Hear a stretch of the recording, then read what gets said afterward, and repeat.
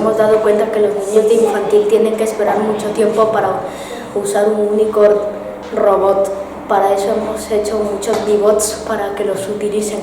Para ello tenemos un gran equipo, ya lo veréis. ¿Qué hacéis? Hemos programado los botones de este robot para que vaya a la izquierda, al frente, atrás y a la derecha. ¿Qué hacéis?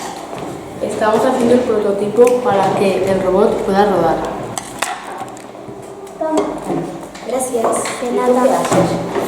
Estoy tomando las medidas para pasárselas al equipo 3D. ¡Listo!